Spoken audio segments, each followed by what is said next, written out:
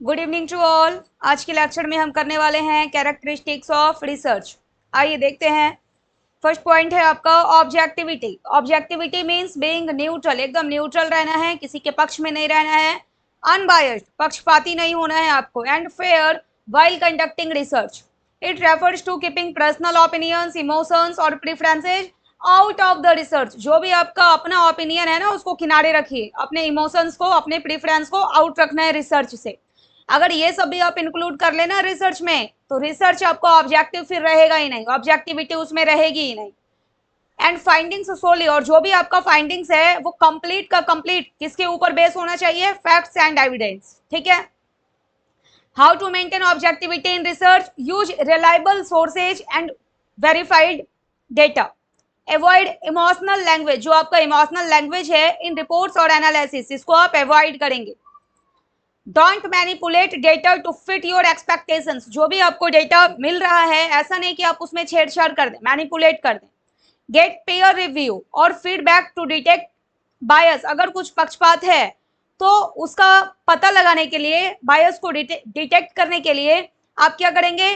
Pair review या फिर feedback का सहारा लेंगे। अब पेयर रिव्यू क्या है? जिस भी टॉपिक पे आप रिसर्च करते हैं तो उसके एक्सपर्ट से आप मदद लेंगे।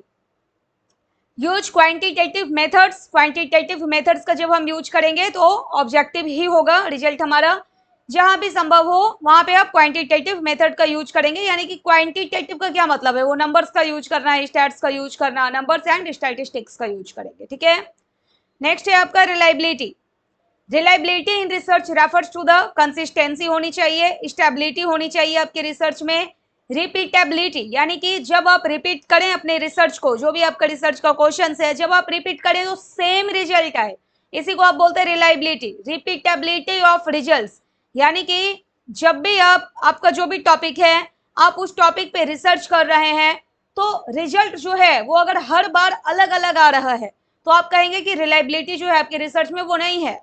If a research method produces the same results, अगर सेम रिजल्ट्स आ रहा है बार बार under the same conditions, it is said to be reliable. Example है, let's say you conduct a survey on student stress level. ये एक example है कि स्टूडेंट के स्ट्रेस लेवल पे आपको एक सर्वे कंडक्ट करना है, एक क्वेश्चनायर को सेट करते हुए। ठीक है, क्वेश्चनायर का यूज करते हुए। If you get similar results, अगर सेम रिजल्ट्स आपको आ रहा है हर बार, you conduct the survey with the same group under similar conditions, your method is reliable. लेकिन एक बार आपने सर्वे किया, आपका आ रहा है आंसर की 20% स्ट्रेस लेवल है बच्चों में, फिर आपने उसी स्टूडेंट को लेकर के सर्वे किया सेम कंडीशन में, तो फिर आपका रिजल्ट जो आ रहा है वो आ रहा है कि 35% है स्ट्रेस लेवल। तो आपका रिजल्ट जो है ना वो अलग अलग आ रहा है। जब रिजल्ट अलग अलग आएगा तो आप बोलेंगे कि रिलायबिलिटी आपकी रिसर्च में नहीं है। लेकिन अगर सेम रिजल्ट आ रहा है आपका, जो भी कंडीशन है सिमिलर कंडीशन में और सेम ग्रुप में, जितना भी आपने वो सैंपल लिया था स्टूडेंट्स का, उसी के ऊपर अगर आप बार बार रिसर्च कर रहे हैं सेम टॉपिक को लेके और रिजल्ट आपका सिमिलर आ रहा है, हर बार सेम रिजल्ट आ रहा है, तो फिर आपकी रिसर्च में रिलायबिलिटी होती है। ठीक है। नेक्स्ट है how to improve reliability. Reliability को आप किस तरह से इंप्रूव करेंगे? तो स्टैंडर्डाइज्ड प्रोसीजर और टूल्स का यूज कर सकते हैं आप। क्लियरली डिफाइंड, आपका जो वेरिएबल्स है, जो रिसर्च कॉन्सेप्ट है, उसको क्लियरली डिफाइन करना है। ट्रेन डेटा कलेक्टर, जो डेटा कलेक्ट करने के लिए जाते हैं उनको प्रॉपर ट्रेनिंग देनी है और observers properly. Test research instrument, जो आपका रिसर्च का इंस्ट्रूमेंट होता है, यानी कि जो रिसर्च का टूल्स है, जैसे सर्वे है, क्वेश्चन आयर है, इंटरव्यू है, ये सब बिफोर फुल यूज, इसको क्या करना है? पहले टेस्ट करना है फुल यूज से पहले। Next validity. Validity in research mainly stands for the accuracy होनी चाहिए आपके प्रोसीजर्स में। रिसर्च इंस्ट्रूमेंट जो आप यूज कर रहे हैं, रिसर्च इंस्ट्रूमेंट का क्या मतलब है? जो टूल्स का आप यूज करते हैं, जैसे इंटरव्यू का यूज करते हैं, आपका सर्वे है, क्वेश्चन आयर है, उसी को आप बोलते हैं रिसर्च इंस्ट्रूमेंट्स। टेस्ट, ये सब जो है ये आपका एक्यूरेट होना चाहिए। Validity in research refers to the accuracy and truthfulness of the measurement and results. Does the research measure what it is supposed to measure. जो आप मेजर करना चाहते हैं, क्या आप जो इंस्ट्रूमेंट यूज कर रहे हैं, जो आपका प्रोसीजर है, जो आपका रिसर्च का टेस्ट है, क्या उस चीज को मेजर कर पाएगा? ये आपको देखना है यहाँ पर वैलिडिटी में। एग्जाम्पल है, if you create a survey to measure job satisfaction. अगर आपको जॉब सेटिस्फैक्शन देखना है कि जॉब सेटिस्फैक्शन का जो लेवल है वो क्या है, but your questions mostly ask about salary. केवल सैलरी के आधार पे आप नहीं बता सकते हैं ना कोई पर्सन अपने जॉब से सेटिस्फाई है या नहीं। बहुत सारे ऐसे लोग हैं जिनको अच्छा खासा सैलरी मिल रहा है, 1 लाख 1.5 लाख पर मंथ की सैलरी मिल रही है, लेकिन फिर भी वो अपने काम से सेटिस्फाई नहीं है। यहाँ पे कहा जाएगा कि आपका रिसर्च जो है वैलिड नहीं है, केवल अगर आप सैलरी के आधार पे ये पता करना चाहते हैं कि जॉब सेटिस्फैक्शन है या नहीं। Because job satisfaction includes many factors, not only salary. Many factors क्या हो सकता है आपका, वर्क एनवायरनमेंट कैसा है, कल्चर कैसा है वहां पे, ग्रोथ के क्या चांसेस हैं, अपॉर्चुनिटी कैसी है आपके ऑर्गेनाइजेशन में, मैनेजमेंट कैसा है। ये जॉब सेटिस्फैक्शन जो है केवल और केवल सैलरी को इंक्लूड नहीं करता। ठीक है। How to ensure validity, clearly define the research variables and concept. Research का जो वेरिएबल है, कॉन्सेप्ट है, वो क्लियर डिफाइन करेंगे आप। प्रॉपर रिसर्च टूल्स का यूज करेंगे, यानी कि वेल डिजाइन होना चाहिए आपके questionnaires, test, pre test instrument पहले आप पायलट स्टडीज कर लेंगे, यानी एक स्मॉल ग्रुप पर पहले जो भी आपके क्वेश्चन आयर हैं उसको यूज करके देखेंगे, रिजल्ट आपका ठीक ठाक आ रहा है तो फिर एक बड़े लेवल पे जा करके अपना टेस्ट करेंगे। अवॉइड लीडिंग और बाइस्ड क्वेश्चंस, जो बाइस्ड क्वेश्चंस हैं उसको आप अवॉइड करेंगे, उसको इंक्लूड नहीं करेंगे अपने क्वेश्चन आयर में। यानी बाइस्ड क्वेश्चंस का क्या मतलब है, थोड़ा पक्षपाती जैसे। Review tools with subject experts. ठीक है। नेक्स्ट है आपका एक्यूरेसी। कैरेक्टरिस्टिक्स जो है रिसर्च का एक क्या है ये, accuracy. It is closely related to validity. Accuracy also measures whether the research tools have been selected in the best possible manner. जो भी आपने रिसर्च टूल्स का सिलेक्शन किया है वो आपने सही तरीके से किया है या नहीं किया है, and weather the research procedure suit the research problem और नॉट। और जो भी आपका रिसर्च प्रॉब्लम है, जो भी आप फाइंडिंग्स करना चाहते हैं, उस फाइंडिंग्स में रिसर्च का प्रोसीजर्स आपका सही बैठ रहा है या फिर नहीं।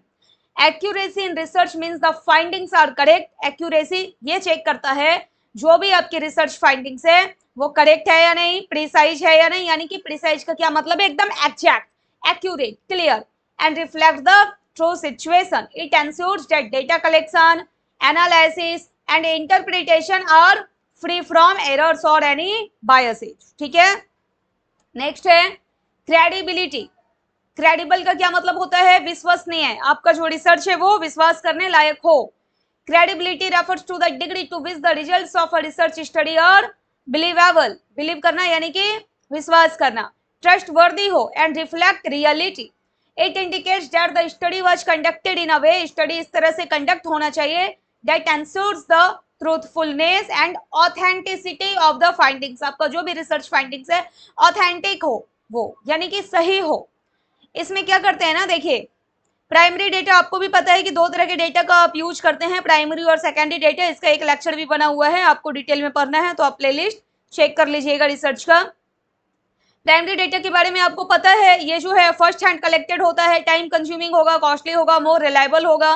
और सेकेंडरी डेटा की अगर हम बात करें तो ये टाइम सेव करता है, आपका कॉस्ट जो है वो रिड्यूस करेगा, रिस्क ऑफ रिड्यूसिंग क्रेडिबिलिटी। ये दोनों डेटा का क्या करना है, आपको ट्रेड ऑफ करना है। यानी कि ऐसा नहीं 100% आप प्राइमरी डेटा पे ही डिपेंड हो जाए या फिर 100% आप सेकेंडरी डेटा पे ही डिपेंड हो जाए।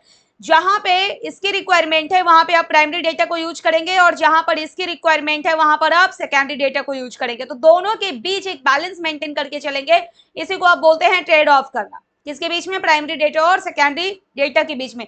कुछ प्रॉस और कॉन्स इसके भी हैं, कुछ प्रॉस और कॉन्स इसके भी हैं, तो दोनों ही बातों को आपको ध्यान रखना है, यानी कि दोनों के मेरिट्स और डिमेरिट्स का ध्यान रखते हुए दोनों डेटा को यूज करना, that is trade off.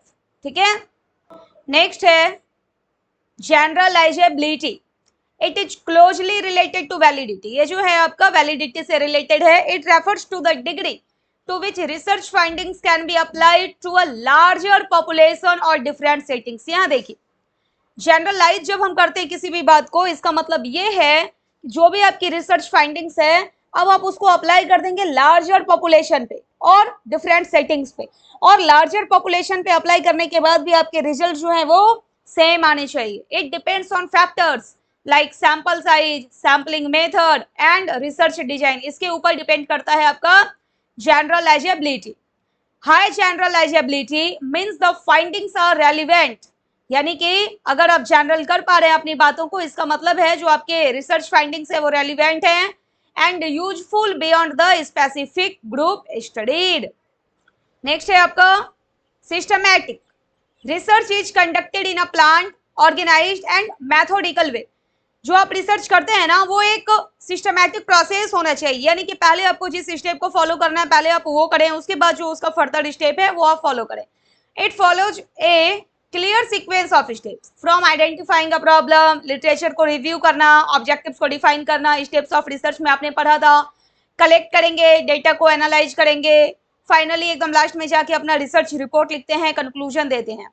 This structured approach ensures consistency होनी चाहिए, बायसनेस आपका नहीं हो, and improves the reliability and validity of the results. Next empirical. अब एम्पेरिकल का क्या मतलब है ना, जो भी आप स्टडी करते हैं वो ऑब्जर्वेशन और एक्सपीरियंस के ऊपर बेस होना चाहिए, इसी को आप बोलते हैं एम्पेरिकल। एम्पेरिकल जो है ना वो रिसर्च के टाइप में भी आप पढ़ेंगे, टाइप्स ऑफ रिसर्च में एक होता है आपका एम्पेरिकल रिसर्च, यानी कि जब रिसर्च आपका ऑब्जर्वेशन और एक्सपीरियंस के ऊपर बेस होता है रेदर देन थ्योरी और pure logic. It relies on real data collected through experiment, experiment के थ्रू आप डेटा कलेक्ट कर पाए, सर्वे के थ्रू और डायरेक्ट ऑब्जर्वेशन के थ्रू अगर आप डेटा कलेक्ट कर पाते हैं तो आप बोलते हैं कि आपकी रिसर्च में क्या है, एम्पेरिकल है। ठीक है, आपका रिसर्च जो है वो एम्पेरिकल रिसर्च है। This ensures that conclusions are grounded in actual evidence making the research more reliable and more valid. Last है साइक्लिकल। अच्छा, एक आपका लॉजिकल रेप्लिकेबल भी बचा हुआ है। ठीक है, देखिए साइक्लिकल का क्या मतलब है, रिसर्च जो है ना वो साइक्लिकल प्रोसेस है। साइकिल का मतलब समझ में आता है आपको, यानी कि साइकिल का अगर कोई पहिया है तो वो घूमता ही रहता है। ठीक है, यानी कि अगर मान लो कि ये पहिया है, ये वाला जो इसका एज है ना ये घूम करके ये साइकिल घूम रहा है और वापस से फिर यहीं पर आता है, यानी एक राउंड कंप्लीट करता है, फिर अगला राउंड कंप्लीट करेगा तो ये वाला एज वापस से जमीन में टच होगा। यानी कि रिसर्च भी ना ठीक ऐसा ये साइक्लिकल है। इसका मतलब ये हो गया कि रिसर्च एक प्रॉब्लम से शुरू तो होता है और आपको पता है खत्म भी एक प्रॉब्लम पे ही होता है। ऐसा कैसे होगा, प्रॉब्लम का तो समाधान हमने दे दिया, अगला प्रॉब्लम फिर जनरेट हो जाता है, फिर कोई दूसरे रिसर्चर आएंगे, फिर वो क्या करेंगे, जो आपने प्रॉब्लम छोड़ दिया है उस प्रॉब्लम के ऊपर कुछ अपना कंट्रीब्यूट करेंगे, उस टॉपिक को लेकर के फिर रिसर्च करेंगे। Research is a cyclical process because it starts with a problem and and with a problem. अब जैसे कि मान लीजिए आपके रिसर्च का टॉपिक है कि आपके देश में इतनी बेरोजगारी क्यों है, आपका टॉपिक ये है कि बेरोजगारी इतना ज्यादा बढ़ी हुई जो है वो क्यों है। ठीक है, आपका जो कंक्लूजन आया वो कंक्लूजन में आपने लिखा कि शिक्षा व्यवस्था जो है, जो आपका एजुकेशन पॉलिसी है वो सही नहीं है, ये आपका रिजल्ट हो गया। अब कोई नया पर्सन आएगा, कोई नया रिसर्चर आएगा, उसको तो एक टॉपिक मिल गया ना भाई, एजुकेशन पॉलिसी सही क्यों नहीं है। आपका क्या था, बेरोजगारी क्यों है, रिजल्ट आपने दे दिया, आपको पता लग गया कि जो आपका एजुकेशन पॉलिसी है वो सही नहीं है। अब अगला टॉपिक जो है, अगला प्रॉब्लम जो है ये मिल गया कि एजुकेशन पॉलिसी जो है, जिस तरह की शिक्षा व्यवस्था होनी चाहिए हमारे देश में वैसी शिक्षा व्यवस्था क्यों नहीं है। अब उसका फिर सॉल्यूशन आएगा, फिर से अगला कोई प्रॉब्लम जनरेट हो जाएगा। इसलिए कहते हैं ना कि रिसर्च जो है वो क्या है, साइक्लिकल प्रोसेस है। It means that research is an ongoing, repetitive process. Findings from one study often lead to new questions or hypotheses, prompting further investigation. ठीक है, clear है? This cycle of asking questions, collecting data, analyzing results, and refining ideas continues to build and improve knowledge over time. Logical का क्या मतलब है, इसका मतलब है जो भी आपका रिसर्च का प्रोसेस है ना वो एकदम क्लियरली फॉलो होना चाहिए, रैशनल हो एंड कोहेरेंट हो। कोहेरेंट का मतलब है लॉजिकली हो। each step from formulating the problem to drawing conclusions, यानी सबसे पहले प्रॉब्लम से शुरू होगा और लास्ट में आप अपना कंक्लूजन देंगे। Is based on sound principles and connects smoothly ensuring that findings जो है आपका कुछ उसका सेंस होना चाहिए and are well supported by evidence.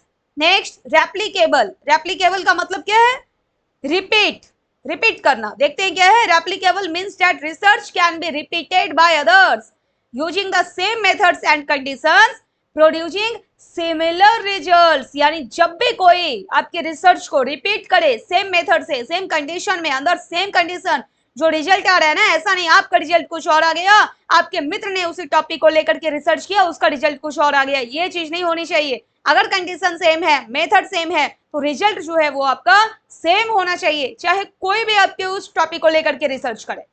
This ensures that findings are reliable and trustworthy. अगर सिमिलर रिजल्ट्स प्रोड्यूस होता है एवरी टाइम या फिर बाय अदर रिसर्चर्स, तो आप कहेंगे कि आपका जो रिसर्च है वो रिलायबल है और ट्रस्टवर्दी है। ओके, आज के लेक्चर में आपने क्या पढ़ा? Characteristics of research. Okay, thank you.